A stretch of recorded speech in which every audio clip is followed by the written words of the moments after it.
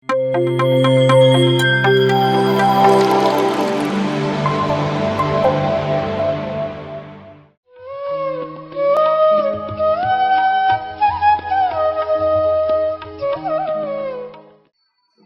ತತ್ಸತ್. ಶ್ರೀ ಶಿವಾಯ ಪರಬ್ರಹ್ಮಣೇ ನಮಃ. ಎಲ್ಲರಿಗೂ ನಮಸ್ಕಾರ. ಮತ್ತು ಬ್ರಹ್ಮಶ್ರೀ ಶ್ರೀ ಸುಭಾಷ್ ಪತ್ರಿಜಿ ಸರ್ ಅಂದರೆ ಮಹಾಗುರುಗಳಿಗೆ ಅವ್ರಿಗೂ ನನ್ನ ನಮಸ್ಕಾರ. ಮತ್ತು ನನಗೆ ಆಧ್ಯಾತ್ಮಿಕ ಗುರುಗಳು ಹಾಗೆ ತಾಯಿ ತಂದೆ ಆಗಿರ್ತಕ್ಕಂತಹ ಇಲ್ಲಿ ಬಂದಿದ್ದಾರೆ ಶ್ರೀ ಶಿವಸಚ್ಚಿದಾನಂದ ಯೋಗೀಶ್ವರರು ಹಾಗೂ ಪ್ರಸನ್ನ ಲಕ್ಷ್ಮಿ ಅಮ್ಮ ಅವರಿಗೂ ಸಹ ನನ್ನ ಹೃದಯಪೂರ್ವಕವಾದ ನಮಸ್ಕಾರಗಳು. ಇವತ್ತಿನ ದಿನ ಈ ವೇದಿಕೆನ ಕಲ್ಪಿಸ್ಕೊಟ್ಟಂತಹ ಶ್ರೀ ವಿರೂಪಾಕ್ಷಿ ಸರ್ ಅವರು ಮತ್ತು ಅವರ ತಂಡ ಮತ್ತು ತಮ್ಮೆಲ್ಲರಿಗೂ ಸಹ ನನ್ನ ಹೃದಯಪೂರ್ವಕವಾದ ನಮಸ್ಕಾರಗಳನ್ನ ತಿಳಿಸ್ತಾ ಇದ್ದೀನಿ. ಸೊ ಇಷ್ಟೊತ್ತು ತಾವೆಲ್ಲರೂ ಬಹಳ ಆನಂದದಿಂದ ಮತ್ತು ಆಧ್ಯಾತ್ಮಿಕವಾಗಿ ಕಾನ್ಸಂಟ್ರೇಷನ್ದಾಗಿ ಇಷ್ಟೊತ್ತು ಸ್ವಾಮೀಜಿಯವರ ಮಾತುಗಳನ್ನ ಕೇಳಿದ್ರೆ ಬಹಳ ಖುಷಿ ಆಯಿತು. ಯಾಕೆ ಅಂತಂದರೆ ಇಂಥ ಒಂದು ಸಿಟಿ ಸೆಂಟರಲ್ಲಿ ಬಹಳಷ್ಟು ಗದ್ದಲ ಇರುತ್ತೆ. ಎಲ್ಲಿ ನೋಡಿದ್ರು ಟ್ರಾಫಿಕ್ ಜಾಮು, ಎಲ್ಲಿ ನೋಡಿದ್ರು ಹೆಕ್ಟಿಕ್ ಲೈಫು, ಎಲ್ಲ ಬ್ಯುಸಿ ಶೆಡ್ಯೂಲಲ್ಲಿ ತಾವೆಲ್ಲರೂ ಇಲ್ಲಿ ಬಂದು ಇಷ್ಟು ನಿರ್ಮಲವಾದ ಮನಸ್ಸನ್ನ ಇಟ್ಕೊಂಡು ಇಷ್ಟು ಪ್ರಶಾಂತವಾದ ಒಂದು ವಾತಾವರಣದಲ್ಲಿ ಕೂತ್ಕೊಂಡು ತಾವೆಲ್ಲರೂ ಗುರುಗಳ ಒಂದು ಮಾತುಗಳನ್ನ ಕೇಳಿಸ್ಕೊಳ್ಳಿಕ್ಕೆ ಧ್ಯಾನ ಮಾಡಲಿಕ್ಕೆ ಅಂತ ಬಂದಿದ್ದೀರಲ್ಲ. ಸೊ ನೀವೆಲ್ಲರೂ ಬಹಳ ಬಹಳ ಬಹಳನೇ ಧನ್ಯವಂತರು, ಪುಣ್ಯವಂತರು ಮತ್ತು ನಿಜವಾದ ಒಂದು ಆನಂದವಾಗಿರ್ತಕ್ಕಂತಹ ವ್ಯಕ್ತಿಗಳು.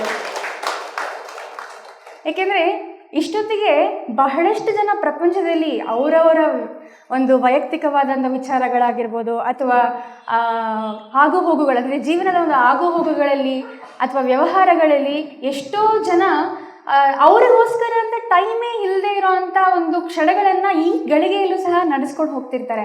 ಆದರೆ ನಾವು ಇವತ್ತೆಲ್ಲರೂ ಇಲ್ಲಿ ಸೇರಿ ನಮ್ಮ ಒಂದು ಸತ್ಸಂಗ ಮಾಡಿಕೊಂಡು ನಮ್ಮಗಳ ಬಗ್ಗೆ ನಾವು ಇನ್ನೂ ಹೆಚ್ಚಿನ ಒಂದು ಅರಿವನ್ನು ನಾವು ಮೂಡಿಸ್ಕೊಳ್ಬೇಕು. ನಾವು ಯಾರು ಅಂತ ತಿಳ್ಕೊಳ್ಬೇಕು, ನಮ್ಮ ನಿಜ ಸ್ಥಿತಿ ಏನು ಅಂತ ತಿಳ್ಕೊಳ್ಬೇಕು, ಆ ಸಚ್ಚಿದಾನಂದ ಸ್ವರೂಪಿಗಳು ನಾವೆಲ್ಲರೂ ಆಗಬೇಕು ಅಂತ ಈ ಒಂದು ಪಿರಮಿಡ್ ವ್ಯಾಲಿಗೆ ಇಲ್ಲಿ ತಾವೆಲ್ಲರೂ ಬಂದು ಸಹ ಇಲ್ಲಿ ನೆಲೆಸಿದ್ದೀರಲ್ಲ.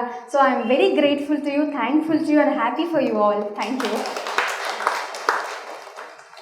ಸೊ ಈ ಒಂದು ದಿನ ಇಲ್ಲಿ ನಾನು ಬಂದಾಗ ಇಲ್ಲಿ ಎಲ್ಲರೂ ಮ್ಯೂಸಿಕ್ ಮೆಡಿಟೇಷನ್ ಮಾಡ್ತಿದ್ರಿ.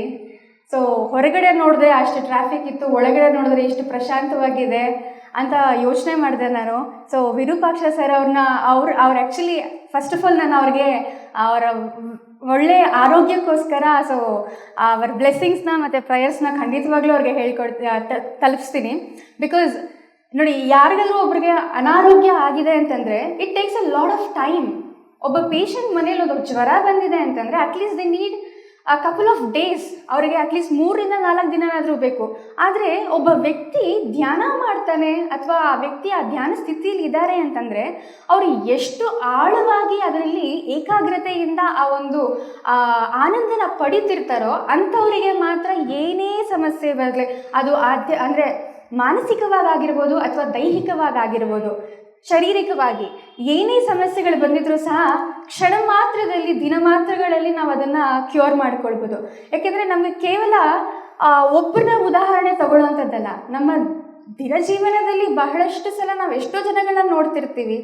ಆದರೆ ಎಲ್ಲರೂ ಸಮಸ್ಯೆಗಳನ್ನ ಹೇಳ್ಕೊಡೋದೇ ಹೆಚ್ಚು ಹೊರತು ನಾವು ಆನಂದವಾಗಿದ್ದೀವಿ ಅಥವಾ ಆರೋಗ್ಯವಾಗಿದ್ದೀವಿ ಅಂತ ಹೇಳ್ಕೊಳ್ಳೋ ಜನ ಬಹಳಷ್ಟು ಕಡಿಮೆ ಇದ್ದಾರೆ. ಯಾಕೆಂದರೆ ಇಲ್ಲೆಲ್ಲ ಬಹಳಷ್ಟು ನೋಡ್ತಿದ್ದೀನಿ, ಎಲ್ಲರೂ ಎಬೋವ್ 40 ಇರೋವಂಥರಿದ್ದಾರೆ, 50+ ಇರೋವಂಥರಿದ್ದಾರೆ ಅಥವಾ 35+ ಇರೋವಂಥರಿದ್ದೀರಾ. ಎಲ್ಲರೂ ನಿಮ್ಮಂಥ ಸಮಕಾಲಿಕರ ವಯಸ್ಸಿನವ್ರನ್ನ ಕೇಳಿದ್ರೆ ಏನಿದೆ ರೀ, BP ಶುಗರ್ ಇದೆ, ಆ ಕಾಯಿಲೆ ಇದೆ, ಈ ಏನಿದೆ ರೀ, ಮನೇಲಿ ಮಕ್ಕಳು ಸಂಸಾರ ಅದೇ ಇದೆ ಅಂತಲೇ ಹೇಳ್ಕೊಳ್ತಾರೆ ಹೊರತು ಏನಿಲ್ಲ ರೀ, ನಾವು ತುಂಬ ಖುಷಿಯಾಗಿದ್ದೀವಿ, ಧ್ಯಾನ ಮಾಡ್ತೀವಿ, ಆನಂದವಾಗಿದ್ದೀವಿ ಅಂತ ಎಷ್ಟು ಜನ ಎಷ್ಟು ಥರ ಈ ಥರ ಹೇಳಲಿಕ್ಕೆ ಸಾಧ್ಯ ಇದೆ? ಯಾರಾದರೂ ಹೇಳ್ತಾರಾ ಅಮ್ಮ? ಹೇಳಿ. ಧ್ಯಾನ ಮಾಡೋರು ಮಾತ್ರ ಹೇಳ್ತಾರೆ. ಯಾಕೆಂದರೆ ಆನಂದ ಅವ್ರಿಗೆ ಗೊತ್ತಿದೆ, ಉಳಿದವ್ರಿಗೆ ಗೊತ್ತಿಲ್ಲ. ಯಾಕೆಂದರೆ ನಾವು ಯಾವಾಗ ಏನರ ಬಗ್ಗೆ ಹೆಚ್ಚಿಗೆ ಫೋಕಸ್ ಮಾಡ್ತೀವೋ ನಮ್ಮ ಜೀವನದಲ್ಲಿ ಅದೇ ಹೆಚ್ಚಿಗೆ ನಡೀತಿರುತ್ತೆ. ಈಗ ನಾವು ಮೆಡಿಟೇಷನ್ಗೆ ಇಲ್ಲಿಗೆ ಬಂದಿದ್ದೀವಿ, ತಾವೆಲ್ಲರೂ ಇಲ್ಲಿ ಬಂದಿದ್ದೀರಾ. ನೀವು ಹೆಚ್ಚಿಗೆ ಏನರ ಬಗ್ಗೆ ಕಾನ್ಸಂಟ್ರೇಟ್ ಮಾಡ್ತೀರಾ? ಧ್ಯಾನ. ಏನಕ್ಕೋಸ್ಕರ ಧ್ಯಾನ ಮಾಡ್ತೀವಿ? ಆನಂದಕ್ಕೋಸ್ಕರ. ಸೊ ಆನಂದಕ್ಕೋಸ್ಕರ ಧ್ಯಾನ ಮಾಡ್ತಿದ್ದೀರಾ. ನಿಮ್ಮ ಜೀವನದಲ್ಲಿ ಖಂಡಿತವಾಗ್ಲೂ ಆನಂದ ಯಾವಾಗಲೂ ಶಾಶ್ವತವಾಗಿರುತ್ತೆ. ಅದನ್ನು ಶಾಶ್ವತ ಪಡಿಸ್ಕೊಳ್ಳೋ ಅವಶ್ಯಕತೆ ಇಲ್ಲ. Because we are always already we are spiritual beings. ನಾವು ಆಧ್ಯಾತ್ಮಿಕ ಜೀವಿಗಳೇ, ಆದರೆ ಈ ಮಾಯೆ, ಈ ಜಗತ್ತಿನ ಮಾಯೆ ಅನ್ನೋ ಒಂದು ಪದರೆ, ಅಂದರೆ ಒಂದು ಕ್ಲೌಡ್, ಈಗ ಹೇಗೆ ಸೂರ್ಯನ ಒಂದು ಮೋಡ ಬಂದು ಆವರಿಸ್ಕೊಂಡು ಆ ಅಂಧಕಾರವನ್ನು, ಕತ್ತಲನ್ನ, ಬೆಳಕು ಹೊರಗಡೆ ಬೀಳದೆ ಹಾಗೆ ಆ ಮೋಡ ಆವರಿಸ್ಕೊಳ್ಳುತ್ತೋ, ಹಾಗೆ ಇಷ್ಟೊತ್ತು ಶರೀರ ಧರ್ಮಗಳನ್ನೆಲ್ಲ ಹೇಳ್ತಿದ್ರು ಸ್ವಾಮೀಜಿಯವರು ಸಾಂಖ್ಯ ವಿಚಾರಗಳಲ್ಲಿ. ಹಾಗೆ ನಮ್ಮ ಮನಸ್ಸು ಅನ್ನೋ ಮಾಯೆ ಯಥೇಚ್ಛವಾಗಿ ಅದು ಬಹಳ ದೃಢವಾಗಿ ನಮಗೇ ತಿಳಿದಿರೋ ಹಾಗೆ ನಾವು ಬೆಳೀತಾ ಬೆಳೀತಾ ಬೆಳೀತಾ ಅದು ನಮ್ಮೊಟ್ಟಿಗೆ ಇನ್ನೂ ಮಹಾ ಆಕಾಶವಾಗಿ ಇನ್ನೂ ಬೆಳೀತಾ ಅದು ನಮ್ಮನ್ನು ಸುತ್ತ ಆವರಿಸ್ಕೊಂಡ್ಬಿಟ್ಟಿರುತ್ತೆ. ನಾವು ಆನಂದವಾಗಿರುವಂಥ ಜೀವಿಗಳನ್ನೋದನ್ನೇ ಮರ್ತೋಗ್ಬಿಟ್ಟಿರ್ತೀವಿ. ಯಾವಾಗ್ಲೂ ದುಃಖದ ಬಗ್ಗೆ ಅಥವಾ ಇನ್ನೇನೋ ಸಮಸ್ಯೆಗಳ ಬಗ್ಗೆ ಯೋಚನೆ ಮಾಡೋದ್ರಲ್ಲೇ ನಾವು ಕಾಲಕ್ಷೇಪ ಮಾಡ್ಕೊಂಡೇ ಇದ್ಬಿಡ್ತೀವಿ. ಹಾಗಾಗಿ ಆ ಒಂದು ಮಾಯೆನ ತೊರಿಬೇಕು ಅಂತಂದರೆ ನಮ್ಮ ನಿಜವಾದ ತತ್ವವನ್ನು ತಿಳ್ಕೊಳ್ಳಿಕ್ಕೆ ನಾವು ಧ್ಯಾನ ಮಾಡಬೇಕು.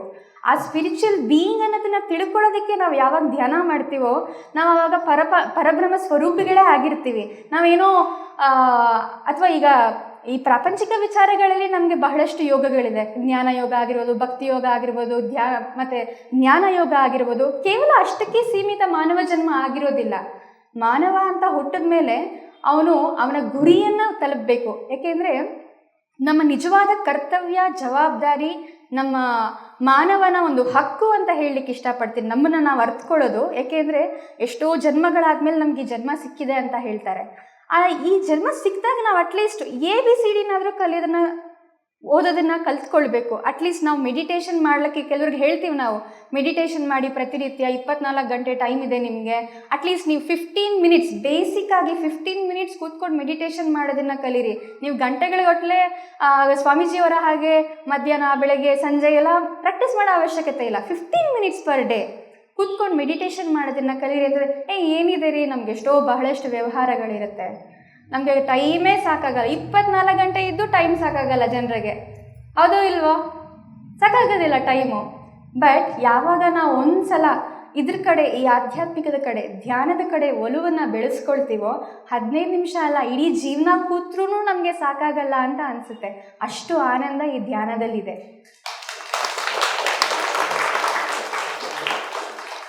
ಅದಕ್ಕೆ ಗುರು ವಶಿಷ್ಠರು ಒಂದು ಮಾತನ್ನ ಹೇಳ್ತಾರೆ ಅವರ ಒಂದು ತತ್ವ ವಿಚಾರಗಳಲ್ಲಿ. ಅಂದರೆ ಮನುಷ್ಯನಿಗೆ ಬಹಳಷ್ಟು ಗ್ರಂಥಗಳಲ್ಲಿ ತಿಳ್ಕೊಂಡಿರೋಂಥ ವಿಚಾರ, 2 ಕರ್ಮಗಳಿದೆ, ಒಂದು ಪುಣ್ಯ, ಇನ್ನೊಂದು ಪಾಪ.